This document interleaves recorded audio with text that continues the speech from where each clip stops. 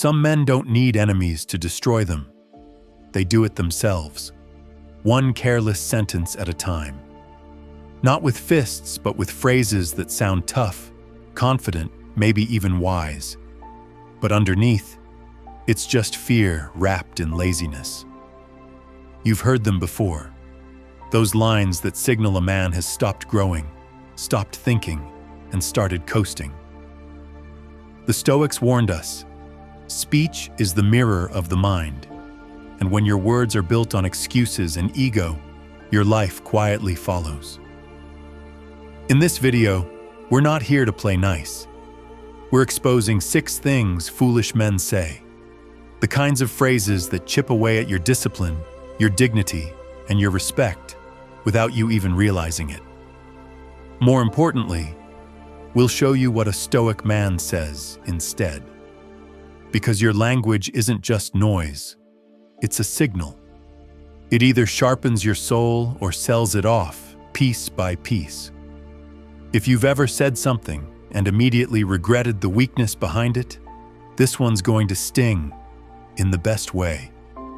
Like the video, subscribe to the channel, and drop a comment.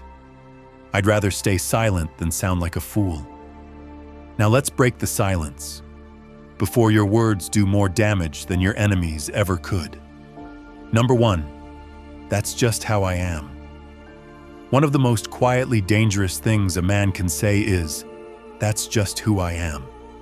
It sounds firm, it sounds definitive, but under the surface it's pure surrender. Not surrender to truth or principle, but to stagnation. This phrase is often spoken by men who've confused being unchanging with being strong. They don't grow. They don't question themselves.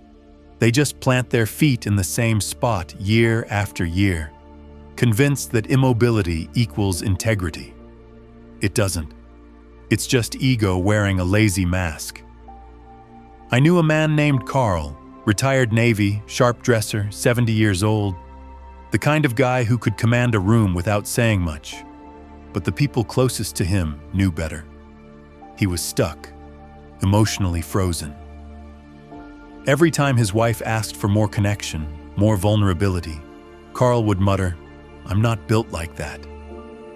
When his son tried to talk about past wounds, Carl dismissed it with, "That's not how I do things." Over time, his relationships quietly began to collapse. Not from drama, but from dust. Nothing changed, nothing moved, and eventually, nothing remained. When his wife left, she didn't slam the door. She just stopped waiting for a man who refused to evolve. That's what makes this phrase so destructive. It sounds like conviction, but it's a prison sentence wrapped in fake strength. Stoic philosophy rejects that kind of self-abandonment. Seneca wrote, "As long as you live, keep learning how to live." And that wisdom hits harder the older you get, because life doesn't stop shaping you unless you stop listening. Many men, especially in their later years, confuse experience with insight, but one can exist without the other. A man who keeps repeating the same excuse becomes nothing more than a statue of himself, solid, unmoving, forgotten. A Stoic man doesn't hide behind identity. He refines it. He listens not because he's weak, but because he's wise enough to know that every day gives him another chance to sharpen what he is. Discipline doesn't mean staying the same. It means choosing progress over pride. The man who says, "That's just how I am," hasn't just stopped growing.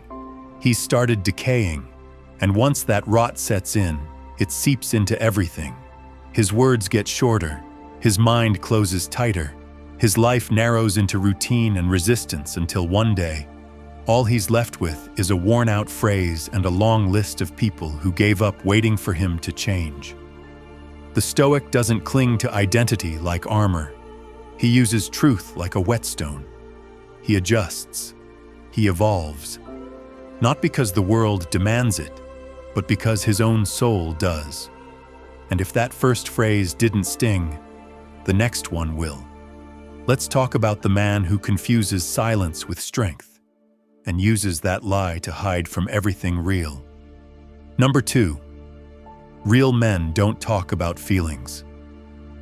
According to research from the American Psychological Association, men who suppress their emotions are at significantly higher risk for depression, cardiovascular disease, and even premature death. Yet despite this, one of the most damaging lies passed from man to man, especially in older generations, is the belief that real men don't talk about feelings. It's handed down like an heirloom, worn like a badge of honor. But at its core, it's really a shield built out of fear. Men who cling to this idea aren't showcasing strength.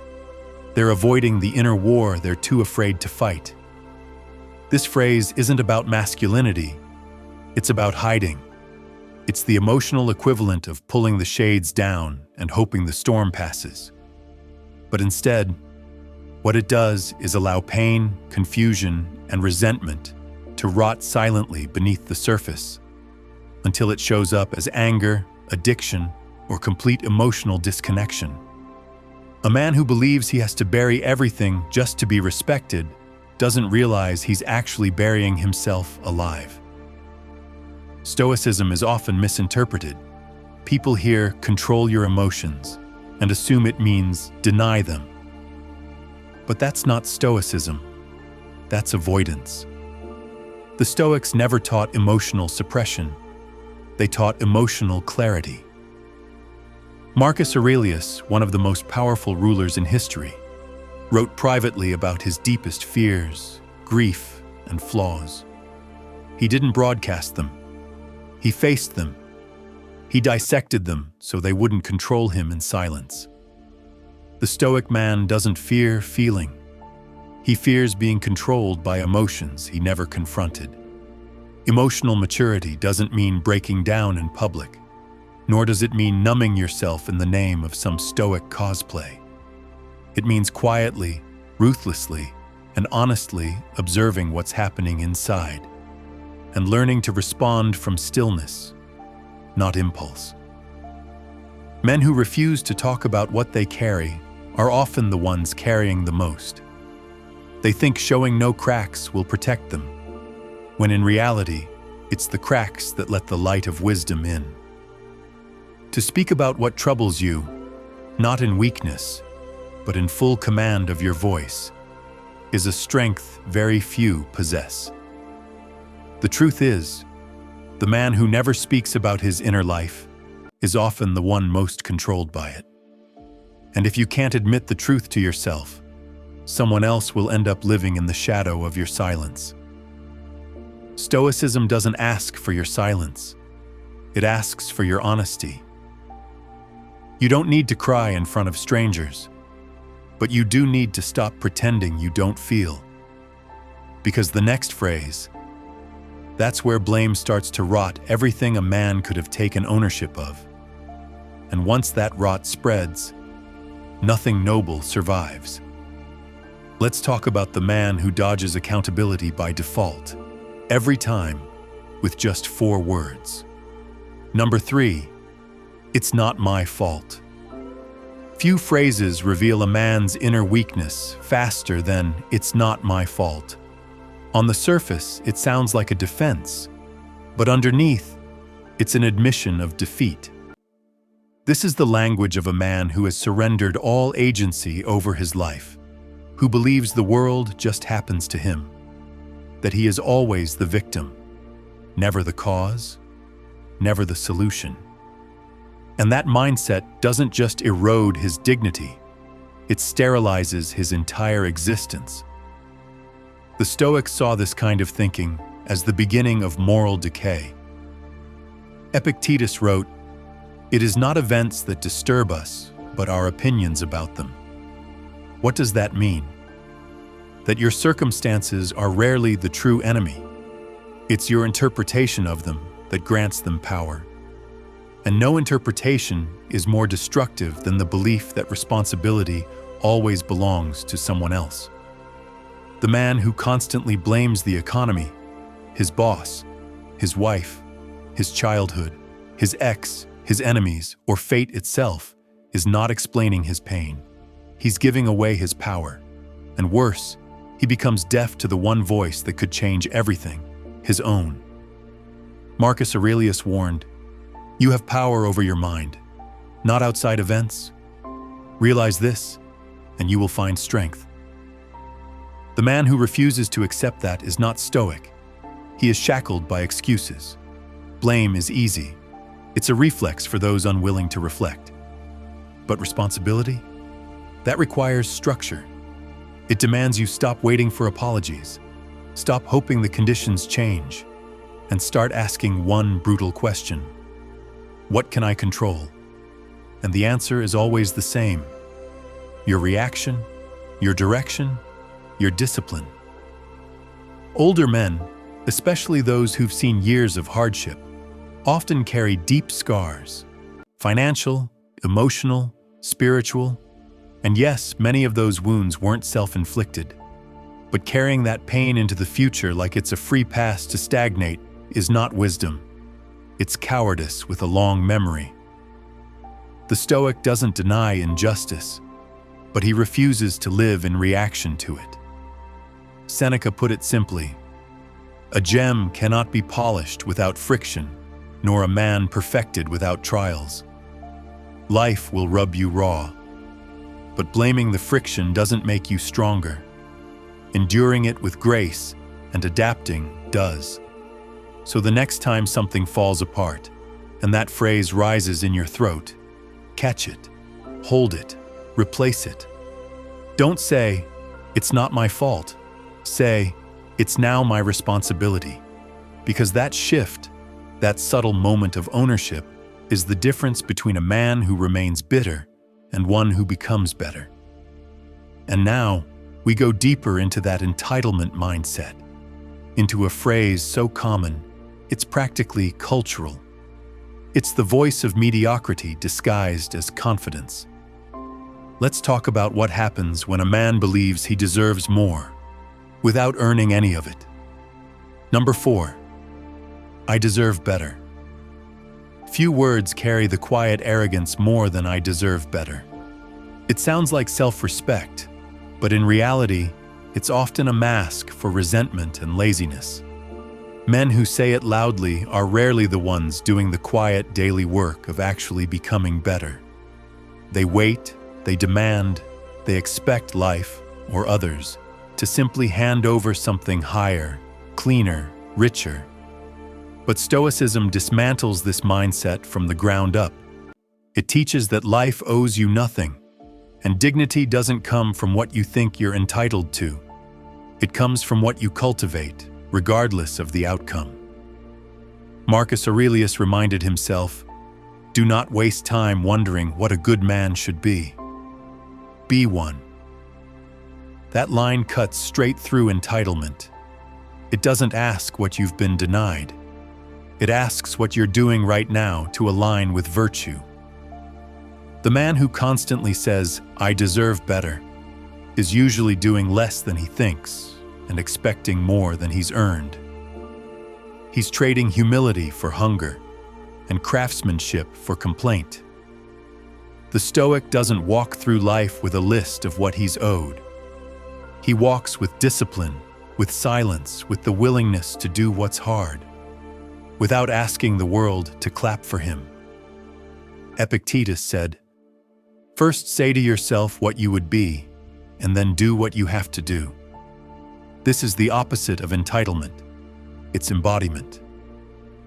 Entitled men often confuse dissatisfaction with growth, but they're not the same.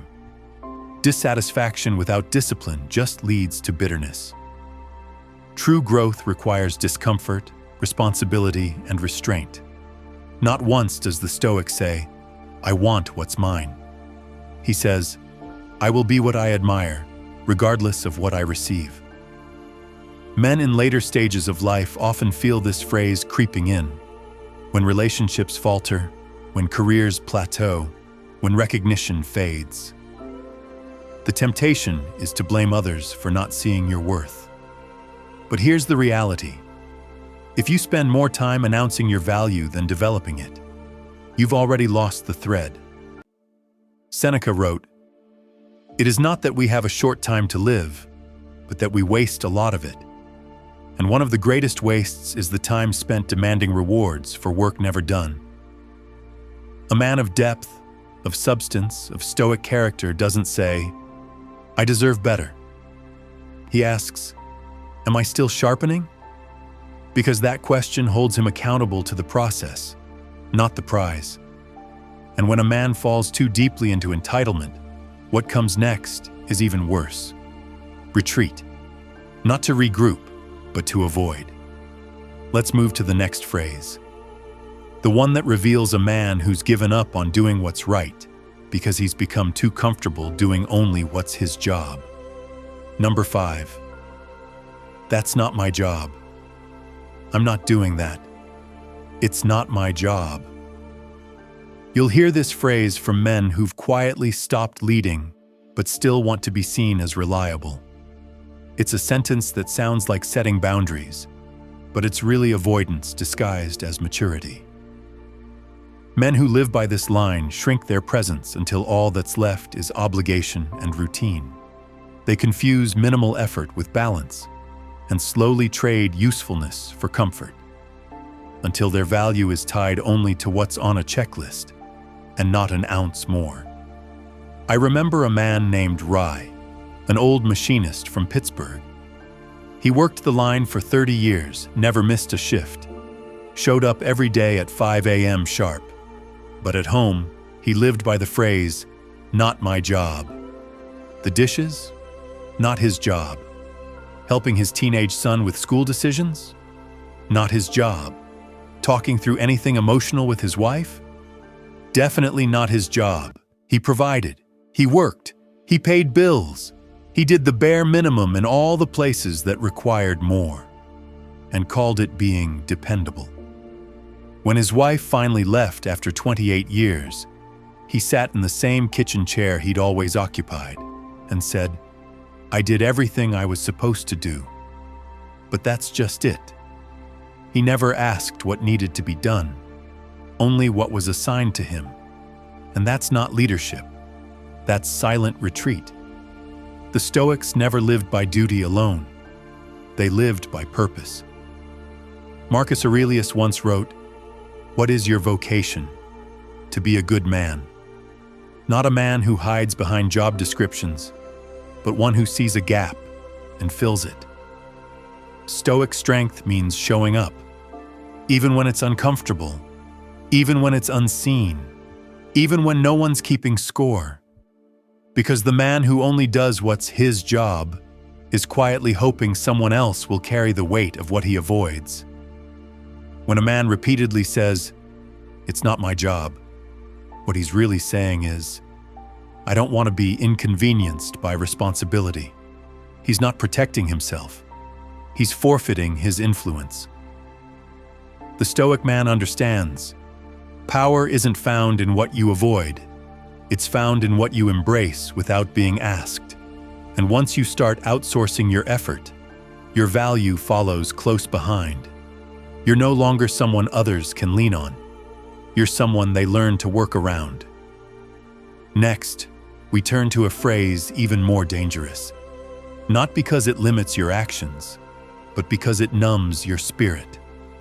It's the phrase that sounds harmless, even Zen-like, but it rots ambition from the inside out. Let's talk about the man who surrenders to apathy with a shrug and 5 deadly words. Number 6. It is what it is. According to behavioral science research, one of the first signs of learned helplessness in adults is verbal resignation. It begins the moment people stop believing their actions can shape their reality, and no phrase signals that surrender more than the casual shrug. It is what it is. At first, it sounds stoic, detached, wise, but beneath the surface, it's anything but. For many men, especially those worn down by years of disappointment, this phrase becomes a quiet death sentence. It's not acceptance, it's emotional surrender. The Stoics taught us to accept what we cannot control, but they never told us to give up control over what we can. Marcus Aurelius wrote, "You have power over your mind, not outside events. Realize this, and you will find strength." That's a call to action, not a license to shut down. When a man constantly leans on "it is what it is," he's no longer practicing Stoic endurance. He's practicing emotional numbness. Seneca took the idea further. It is not that we have a short life, but that we waste a great deal of it. A man who uses this phrase again and again isn't just wasting time. He's wasting conviction. He's numbing his sense of purpose and disguising it as philosophical maturity. The deeper tragedy is how quietly this mindset spreads. It leaks into relationships, into ambition, into health. A man who stops fighting for what matters, who stops choosing his responses, becomes someone who watches his life like a stranger, passive, detached, and increasingly invisible. There's a difference between composure and capitulation. Stoic composure says, "I see this for what it is, and I will act accordingly within my power." Capitulation says, "I see this, and I give up." One sharpens you, the other sedates you. A Stoic doesn't mutter, "It is what it is." When life gets hard, he examines, he accepts, and then he responds, not with whining or rage, but with precision. Life will hurt, people will disappoint you, the world won't bend to your desires, but that's not an excuse to rot in passivity.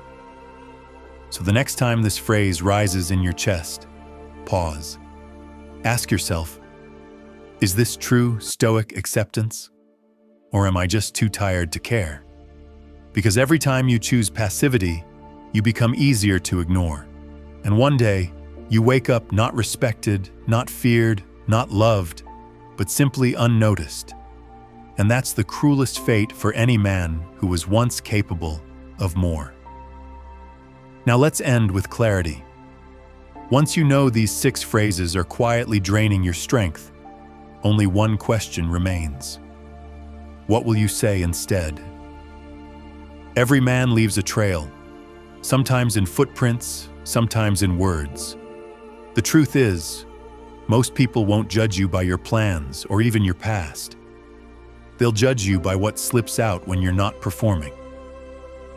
And these 6 phrases, they don't just sound weak. They are weakness condensed into words. Repeat them long enough, and they become your identity. But here's the twist. That identity isn't final, not if you have the courage to face it. Because weakness isn't the enemy, denial is. Marcus Aurelius said, "The soul becomes dyed with the color of its thoughts." So if you speak like a victim, expect to suffer like one. But if you begin to speak with clarity, even in private, even when no one is listening, you start rebuilding something far stronger than reputation: character. A Stoic man doesn't speak to impress. He speaks with clarity, with restraint, with self-awareness. And when he is silent, that silence carries weight. If this message struck a nerve, let it. That's where growth begins. Like the video, subscribe to the channel, and share your thoughts.